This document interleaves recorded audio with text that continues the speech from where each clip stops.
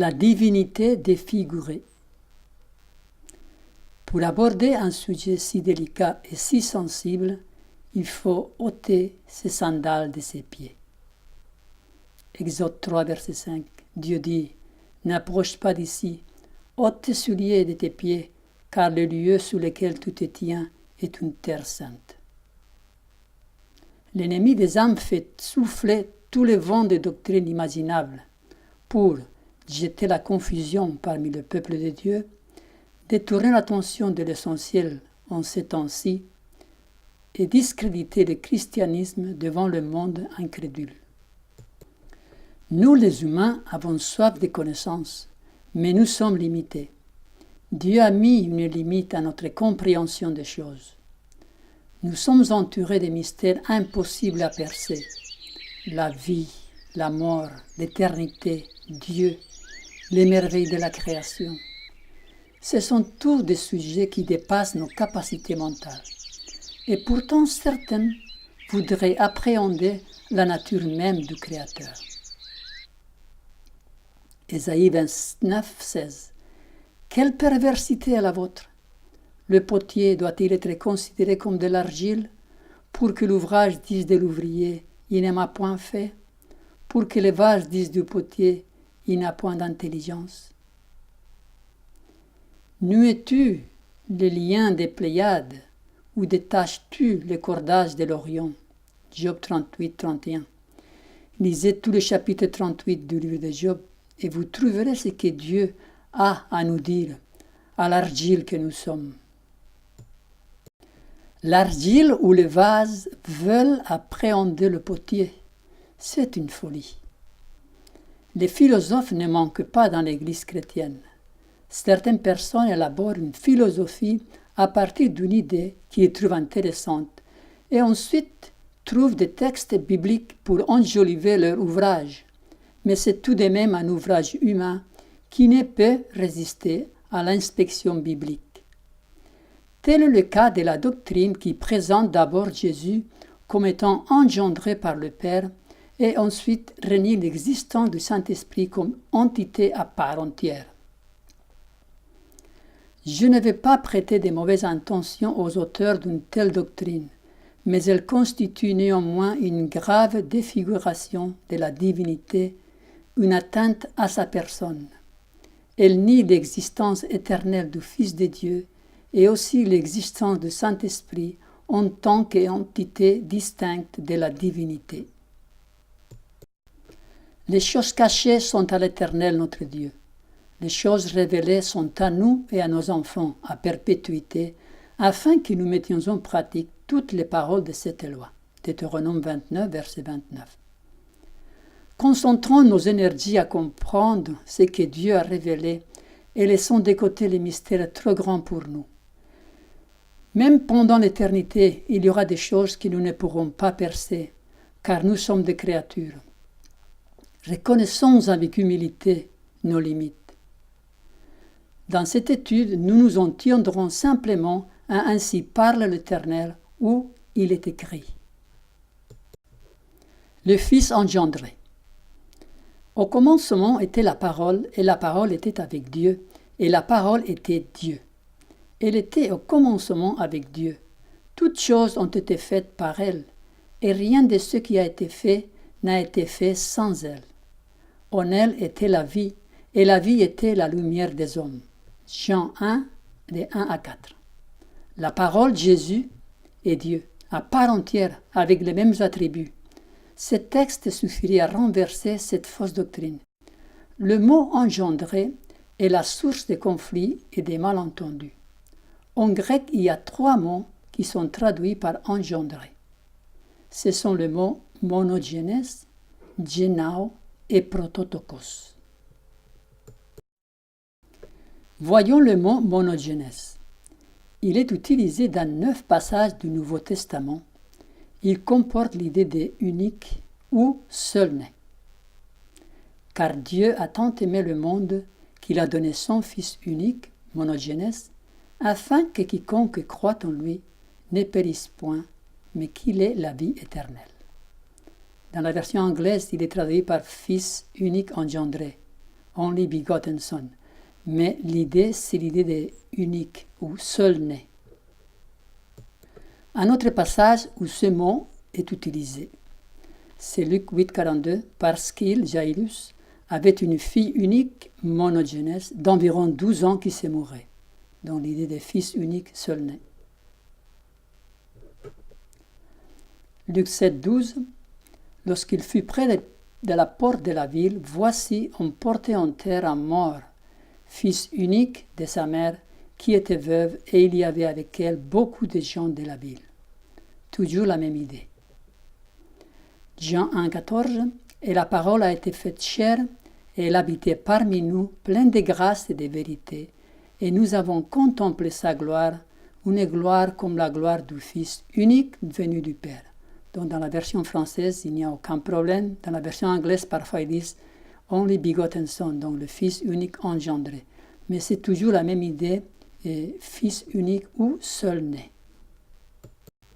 C'est par la foi qu'Abraham offrit Isaac lorsqu'il fut mis à l'épreuve et qu'il offrit son fils unique, lui qui avait reçu les promesses.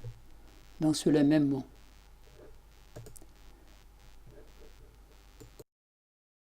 Et un dernier passage sur ce même mot, l'amour de Dieu a été manifesté envers nous en ce que Dieu a envoyé son Fils unique dans le monde afin que nous vivions par lui. Donc ce mot monogénèse, il veut simplement dire que Christ était le seul Fils de Dieu, il n'y en avait pas d'autre. Voyons maintenant le mot génao. Il est traduit comme engendré parfois, mais il fait toujours référence à la nouvelle naissance. Je te prie pour mon enfant que j'ai engendré, génao, étant dans les chaînes Onésime. Philémon 1,10.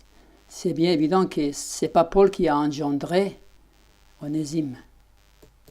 Nous savons que quiconque est né de Dieu ne pêche point, mais celui qui est né de Dieu se garde lui-même et le malin ne le touche pas. Donc c'est la nouvelle naissance. Car quand vous auriez 10 000 maîtres en Christ, vous n'avez cependant pas plusieurs pères, puisque c'est moi qui vous ai engendré en Jésus-Christ par l'Évangile. Le passage dans lequel ce mot génao est utilisé en parlant de Jésus font référence à son incarnation ou à sa résurrection. Car auquel des anges Dieu a-t-il jamais dit « Tu es mon fils, je t'ai engendré aujourd'hui ». Dieu l'a accompli pour nous leurs enfants en ressuscitant Jésus selon ce qui est écrit dans le psaume 2e. « Tu es mon fils, je t'ai engendré aujourd'hui ». Ainsi, nous voyons la connexion entre le fait d'être engendré et la résurrection de Jésus. Voyons maintenant le mot prototokos. Il est traduit parfois comme premier-né ou premier engendré. Les deux passages où ce mot est utilisé en parlant de Jésus font référence à sa vie terrestre. Matthieu 1, verset 25 nous dit « Mais il ne la connut point jusqu'à ce qu'elle eût enfanté un fils auquel il donna le nom de Jésus. » Donc enfanté, prototokos, traduit aussi parfois dans certaines versions, engendré.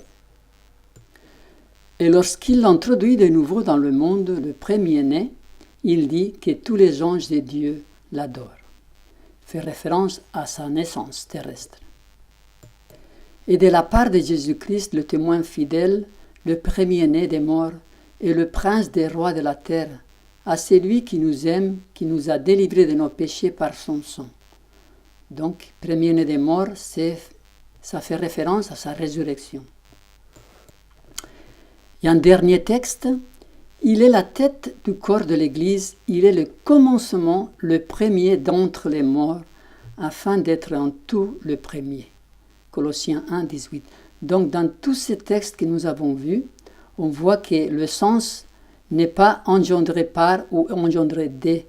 Le mot monogénèse veut dire seul ou unique, fils unique. Le mot génao fait référence à la nouvelle naissance. Et le mot prototokos, il veut dire premier engendré, premier né. Et dans ces cas-là, quand il faut référence à Jésus, il parle de sa résurrection ou de son incarnation. Voyons ce que l'esprit de prophétie a à nous dire sur ce sujet. Le Christ est le Fils de Dieu, préexistant et qui possède une existence propre. Quand il parle de sa préexistence, le Christ évoque un passé lointain et sans limite. Il affirme qu'aussi loin que nous remontions dans le temps, il n'y a jamais eu un instant où il n'était en communion étroite avec le Dieu éternel.